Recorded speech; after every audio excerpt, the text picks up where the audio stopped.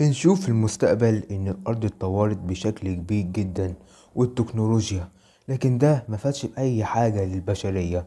وعشان كده بتحصل حرب في الأرض بسبب الموارد القليلة جدا، وبكده الأرض هتتدمر. وعشان كده البشر قرروا إنهم يسيبوا الكوكب نهائيا ويروحوا كوكب تاني أملا إنهم يلاقوا فرصة حياة أحسن. وبتحل نهاية العالم على كوكب الأرض وبيبقى منهار على الآخر بسبب إن في كائنات فضائية غريبة هجموا على الكوكب، فبيضطروا يتجولوا في الكوكب ويبحثوا على كوكب جديد. وبعد ما البشر لقوا كوكب سموه نافوس، بمعنى الحياة الجديدة للبشرية. وبكده البشر بدأوا يتجمعوا تاني على الكوكب، وبظهر اتحاد اسمه بلاتو. ده اتحاد بيتجمعوا فيه كل أجناس الكائنات الفضائية مع الأرضيين. وإمبراطورية أكريتيان دي بتملك جيوش أقوياء آليين. وتحالف كرة المقدس دول عندهم كهنة عندهم قوة كبيرة جدا، لكن الموارد على كوكب نافوس محدودة جدا وعلى القد. وعشان كده البشر بيجهزوا حرب تاني بسبب قلة الموارد. وبعد كده بنروح مختبر أكريتيان الآلي. بيظهر راجل ومعاه شاب صغير، يقوله ان دوره اللي جاي عشان يتدرب، ويحذره ان لو مطلعش ملهوش حظ في التدريب الفريق كله يعني من الاخر هيحفل عليه. ويقوله ان يوري قدراته لجلالة الامبراطور الكبير بتاع المختبر، ويقوله ان هو في اهم ايامه في التدريب. ويطلع الراجل ده اسمه هيملايس كوساريا، القائد بتاع المختبر. يرد عليه الشاب اللي اسمه لوكا انه هيبان مين ابو حظ فقري اللي هيحفلوا عليه. ويجهزه القائد ويقوله انه يكون قدراته زي ما هو متوقع. يرد عليه لوكا ويقول له متقلقش، اعرف اعملها. يروح لوكا مع الجنوب يتدرب ويلبس الخوذة، ويقول انه يقدر يصد اي طلقة تيجي عنده، لانها مهارة كبيرة ومهمة عشان يكون فرد من الحرس الملكي. فيجهز لوكا ليواجه التدريب بعد ما اتدرب أصعب المحاولات في أوحش الظروف، ويعرف نفسه على الخصوم اللي هيواجههم هو. وبنشوف مجموعة من شوية أشخاص دول الخصوم اللي هيضربوا لوكا عشان كاختبار، يعني لو نجح فيه أو خسر فيه. والخصوم دول مجموعة من السجنة اللي محكوم عليهم بالإعدام، يعني هم مش باقيين على حاجة، ومعاهم معدات إلكترونية رخيصة. يطلع لوكا السيف بتاعه عشان يواجههم، وهم في نفس اللحظة يطلعوا أسلحتهم ومعداتهم الرخيصة عشان يضربوا بيها لوكا. وبيبدأ التدريب بين لوكا والخصوم، ويقول إن نفسه يخلص المهمة دي في ثواني. ويبدأوا الخصوم يضربوه بالأسلحة اللي معاهم، لكن بيستغربوا من قوة لوكا، وبيدخل عليهم زي الطول الطايح فيهم ولا يهم حد، ولا بيحوق فيه رصاصة. بيخرج من أسلحتهم ويفضلوا يضربوا، لكن هو بيقرب أكتر وأكتر. يقول لوكا في سره إن دي فرصته عشان يثبت نفسه قدام الإمبراطور عشان يعجبه، وإنه لازم يعمل حركة يخلي الكل يلاحظوه. بيعمل الحركة قدام الخصوم على أمل إنها الضربة القاضية، لكن بتفشل معاه في المرة الأولى. يقرر إنه يعملها تاني يمكن تفلح معاه، ويجهز نفسه ويروح يضرب الخصوم بضربة قاضية تخليهم يطيروا.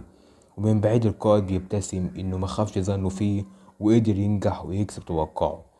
ويقف لوكا بشموخ مش مصدق اللي هو عمله، والخصوم مرميين قدامه على الأرض وماسك سيفه، ويقول لقد فعلتها، لقد عملتها. ويفرح ويحس بقيمة نفسه، ويقول إن اللي عمله ده هيرفع من قيمته قدام الجميع أو الكل عامة. يخلع خوذته ويمشي ويتكلم مع القائد ويقول له انه متوقعش ان قدر يلعب في المسار الباليستي، انه ما كانش من المقرر اصلا في التدريب ده. يرد عليه لوكا ان هو قلد شخص سبقه في التدريب. يرد عليه القائد ان اللي سبقك ده كان من اسرة مشهورة، انما انت يا ابني انت يتيم. ويقول له ان عجبه هو شخصيا وان ليها عنده هدية. يستغرب لوكا يقول له هدية ايه؟ يقوم القائد حاطط ايده الحديد على عين لوكا ويقوم واخدها منه، وكل الجنود في حالة استغراب وخوف واشمئزاز. يخلطهم في خلاط يطلعوا لك الرياكشن بتاعهم ده، ويفرتكها قدامه بضحكة شريرة مش مهم انك تسمعها. ويقول له انك ما تزعلش على عينك، انت عندك قوة تحمل كبيرة في التدريب فمش هتزعل على عينك دي. ويختم كلامه معاه يقول ان انت عجبتني.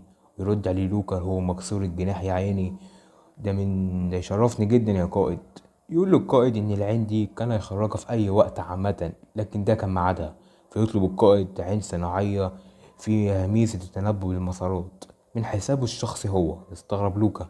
يظهر جندي شاب من الإمبراطورية جاي يتكلم مع لوكا، يقول له إن اسمه إيلاي وهو رقم 12 وجاي يتكلم معاه يفتح حوار معاه. يستغرب لوكا، يعتذر له إيلاي إن هو جه مفاجئ شوية. يقول لوكا يتفضل يتكلم معاه عادي. يقول إيلاي إنه كان جامد وهو في التدريب وأبهره بالحركات اللي عملها. يرد عليه لوكا إنه جه في المكان الغلط لو أنت جاي تجاملني يا صاحبي. يضحك معاه إيلاي، يقول له واضح إننا هنكون صداقة بينا هتكون صعبة جدا. يرد عليه لوكا انه مش مناسب في الوقت ده يكون صديق او عدو لواحد من عيلة كبيرة، ويقول له ان هو تعبان وهلكان على اخره. يروح إيلاي يديله حباية زرقاء، يقول له انه جه هنا عشان يديله الحباية دي هتقلل التعب اللي عنده ويبقى زي الحصان. يقول لوكا انه مش محتاجها. يرد عليه إيلاي انه مش هيعرف يكمل تدريبه بكرة لو ما نامش كويس وارتاح، فيقنعه انه ياخدها لانها هتساعده على الثبات العقلي. فيفكر لوكا مع نفسه انه ياخدها ولا ايه، وياخدها ويبلعها. يقول لوكا انها مختلفة جدا عن التقليد اللي بيبيعوها في الشارع، ويشكر إيلاي ويقول له انه كان بيقلده بس. يقول له إيلاي ويشاور له على عينه إنها عين صناعية عشان يعرف يحدد المسارات وهو بيتدرب وما تكونش صعبة عليه، وإن حركاته كانت جامدة جدا رغم إنه اعتمد بس على خريزته هو بس. يقول له إن القائد بيحبه جدا ومهتم بيه جدا، لأن لاحظ هو طلب للوكا عين صناعية على حسابه هو.